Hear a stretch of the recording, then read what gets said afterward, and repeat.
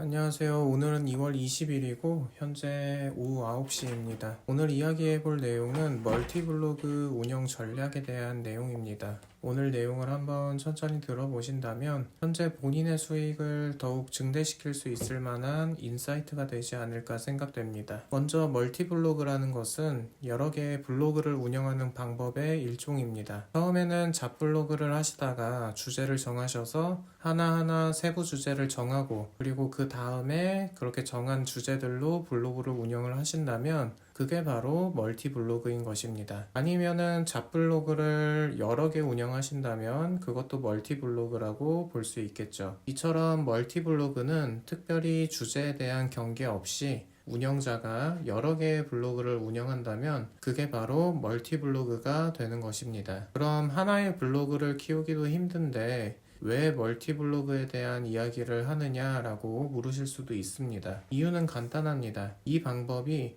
수익성을 올릴 확률이 가장 높이 보장되기 때문입니다. 가령 예를 들어서 잡블로그에서 한 달에 10불이란 수익이 나왔다면 이미 그 블로그는 10불만큼의 컨텐츠를 인정받은 셈입니다. 그렇다면 그 컨텐츠를 다른 블로그를 하나 더 만들어서 유사하게 또 작성을 하신다면 아마 다시 만든 블로그도 10불에 근접한 수익을 낼 확률이 높아지는 것이겠죠. 만약 본인이 해당 블로그에서 수익이 높았던 글을 선별해낼 수만 있다면 새롭게 만든 블로그에는 해당 키워드들로만 작성하면 되니 공정을 다시 한번 최소화시키면서 효율도 얻을 수 있습니다. 초보 입장에서 블로그를 하면서 느끼는 점은 결국 장기전으로 가기 위해서는 기능성 사이트를 제작하는 방법이 효율적일 것이라는 생각입니다. 특정 기능을 제공하는 워드프레스들이야말로 꾸준하게 방문자가 있으면서 해당 기능을 이용하기 위해 재방문율도 높아지니까요. 특히 이번에 CPN 구조로 변화되면서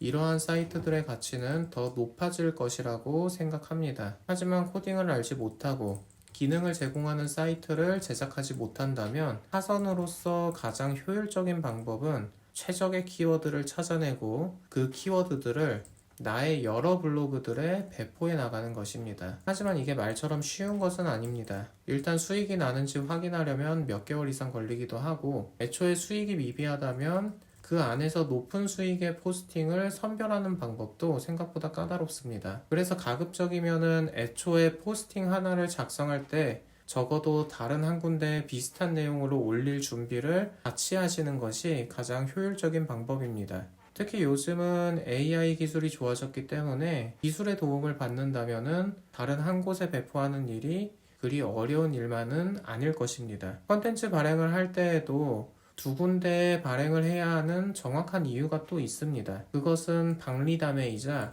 검색자들의 타율을 높이기 위함입니다. 예를 들어서 국가장학금 생활비 대출이라고 검색을 한다면 한국장학재단에서 운영하는 페이지는 한 개 정도가 나오고 그나마 한국장학재단 정도 되는 공식 사이트가 되어야지만 전면 페이지에 내용이 두세 개가 나오는 것이 고작일 것입니다. 이 말이 무엇이냐면은 검색 엔진은 1페이지에 노출을 할 때 한 사이트의 글만 보여주는 것이 아니라 최대한 여러 사이트의 글을 보여주려고 노력한다는 것입니다. 그렇기 때문에 멀티블로그의 아이디어는 여기서 진가를 발휘할 수 있습니다. 최대한 경쟁력이 낮은 키워드들을 추려내가지고 여러 블로그에 비슷한 내용들의 문서를 발행하고 검색자가 1페이지 화면을 보았을 때 가급적이면 모두 나의 블로그를 바라볼 수 있도록 해야 한다는 것입니다. 그리고 그렇게 할 때 당연히 수익 타율은 더욱더 높아지는 것이겠죠. 현재 저도 엄청난 성공이나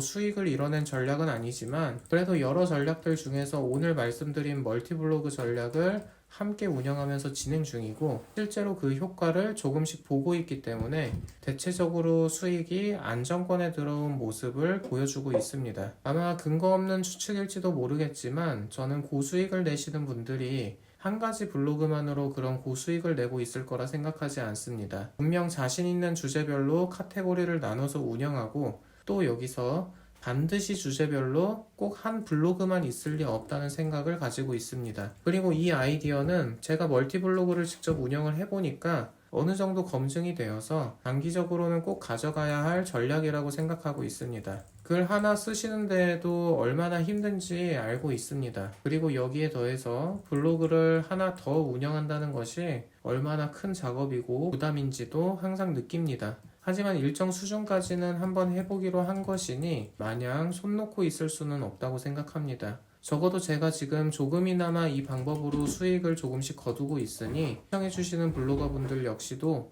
이 방법을 한번 운영해 보시는 것을 추천드립니다. 아무쪼록 오늘도 시청해 주셔서 감사드리고 다음 영상에서 뵙도록 하겠습니다. 구독, 좋아요 한 번씩 부탁드리고 질문 댓글 주시면 언제나 성심성의껏 준비해서 답변 드릴 수 있도록 노력하겠습니다. 감사합니다.